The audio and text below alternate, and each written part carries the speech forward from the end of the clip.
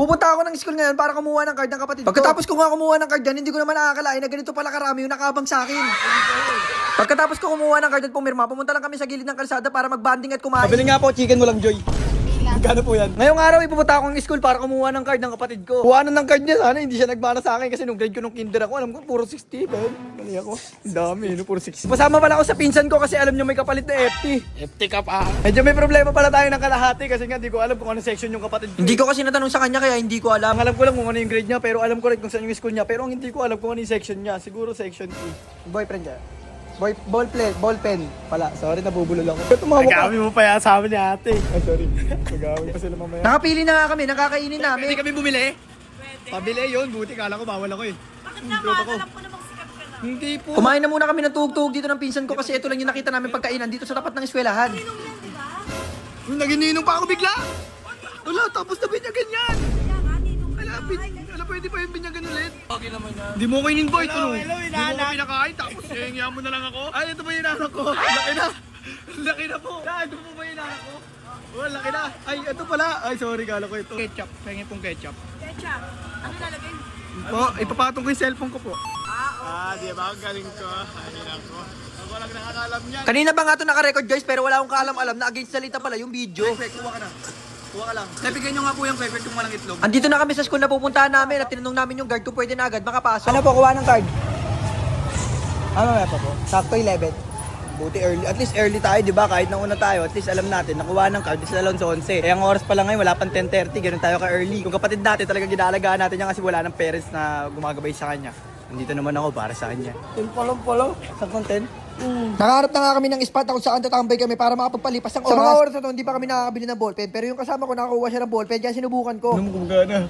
Gumagana? Dapat ko ay. Ayun mo, hindi na tayo bibili. Nakatipid ka, gaging galing natin. Dating ito kakausapin ng teacher. Dahil pala guidance. Aray ko, ang dami palang kasatraso ng kapatid ko. Noong grade 7 kasi ako guys, ang dami kong komplainan. Pinapatawag ng magulang, wala akong mapatawag, wala kasi ang magulang. Giging magulang ko patuloy yung kapitbahay namin kapag may pinapatawag. Naglalakad na nga kami ng kasama ko para pumunta kami sa bagong destinasyon na pupuntahan namin para paglipasan ng oras. Habang naglalakad nga kami dyan, tumitingin-tingin ako sa likod ko kasi may tumatawag sa akin, mga estudyante pala naggaling sa taas. Ano ba yun? Tawag kayo na tawag eh! Tapos pag tinatawag sa recitation, walang masagot! Parang ako. Tol, to gamitin mo. O yan tol, ito nga. Bakit? Ha? Tol, tinesting pa talaga. Yung panggap na kwago ah. Ay, ano ba yun, tol? Pabo pala. Ano, may pamag ko. Pabo pala. Gabila yung kwago mo rin. Di ba kagad offer to? Dulo mo ah. Ay, shoutout dyan kay ano, tropang bata sa'yo. Ay, hindi siya nasatot pa ako. Maraming salamat. Sana, istapahin mo yan. Gusto kain ko talaga mo. Ang dami na nga nangyaring kaganapan kaya hindi ko na namalayan yung oras. Mga oras na ngayon, 18:51 pare. Di ko alam kung ano mga nangyari. Tamang antay pa rin kami dito ngayon kasi yung kapatid ko nga ay kuha na nga ng card. Ito, ako na kunin card niyan. Bagsak din naman yan. Yung kapatid ko, yan. Pag bumagsak yan, yari ka, kakancel ko yung order ko sa'yo. Order ako yung tag 5,000. Hindi kita sisipotin. Parang yung meet up nyo na nililigawan mo. Pwede pa picture. Pwede, pero bitawan mo yan.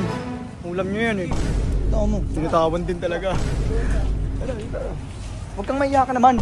Yan, thank you. Thank you so much. Makiti mo yun ah. Tag mo ka. ko to. Tag mo rin siya. Tag ko rin yan. Salamat tol. Ingat ka palagi.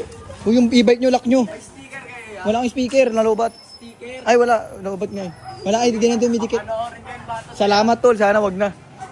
Uy, gago na. No. Nakapasok namin sa school at tinuro na sa akin ng kapatid ko kung nasan yung room nila. Tol, salog tayo po. Pwede na ba? Yung teacher ng kapatid ko, madidiscuss niya yung mga mangyayari ngayon. Which is, makikinig muna tayo tol kung ano mga mangyayari. Balitaan ko kayo sa mga susunod. Nagdasal na nga muna kami dito at pagkatapos sinignan ko na yung performance sa kapatid ko kung gaano karami. Dami niyang ginagawa tol. Teka ko gagi. Huwag ako dati. Yung ganito karami. Dalawa lang. Performance ko gagi. Oo. Yung ganito mo, palit-palit to. Binila ko nga muna yung gawa ng kapatid ko kasi di talaga ako makapaniwala na ganito kadami yung nagawa niya. Nung tinanong ko yung teacher niya kung gaano karami yung performance, sabi ng teacher niya 80 piraso. Hala, nagulat ako kung bakit 80 piraso. Ay, ang bilang ko sa gawa ng kapatid ko 94. Hala, bes, ang galing yung 14. May nakilala pa nga ako dito, nani ng kaklase ng kapatid ko. Kaya pamilyar kilala ko siya kasi isa sa mga tao nagpakulay ng buhay ko. Sige, magpa-picture ka sa akin kahit gano'ng karami. Basta yung mama mo na yan, paalagaan mo ha. Ngayon alam nyo na yung rason pero mas ipapaalam ko sa inyo kung ano ba talaga yung pinaka main reason. Ayun yung bantay sa gym man. Pag nag-gym ako, ginagatasan ko yung gym. Nagre-release ako doon.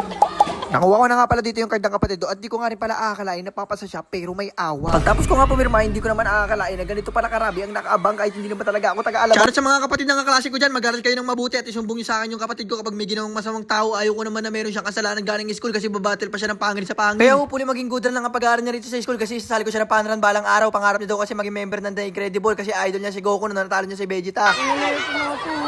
Galit yarn. Dito na kami kumain sa gilid ng kalsada kasi wala kami pagkain pabili ng pera. Bumili lang kami ng tinapay dyan tsaka Royal Swak na yan, panulak tsaka pambara. May nangihingi sticker sa akin. Ay, wala ka naman akong dala. O, agad ka na. Kinain na nga lang muna namin yung pagkain namin dyan. Pagkatapos namin kumain, kinausap ko na yung kapatid kong introvert. Tanungin kita, nakita ko na ba yung grade mo? Ano sabi mo sa grade mo? Ang galing niya. 80, 81, dati tol. Alam mo, mag-aaral ako dati tol. Puro 75 tol, 76. Proud pa rin ako sa kanya. Pero ang galing mo, Pilipino ka. Nabagsak mo yung Pilipino. Mas mataas pa yung grade mo sa English. Ano ba? How are you? Hindi ka naman malungkot, di tayo nag-Jollibee. Hindi ka malungkot. Dito ka na lang tayo, kain na lang tayo chicken, walang joy. Pabili nga po, chicken, walang joy. Magkano po yan? 15. O, dito yan guys. Kung gusto nyo nito bumili, promote lang natin saglit. Dito kay Kuya, 15, may 20. Mura na yan dito sa chicken, walang joy. Bili na kayo dito. Bala kasi namin mag-Jollibee, yung kapatid ko kuha ng card. Natuwa po ako, taas ng grade na. Wala po kami pang Jollibee. Chicken muna tayo. Kain na lang tayo dito sa street pare. Sa kapatid natin to guys. Oh. Yeah, salamat po.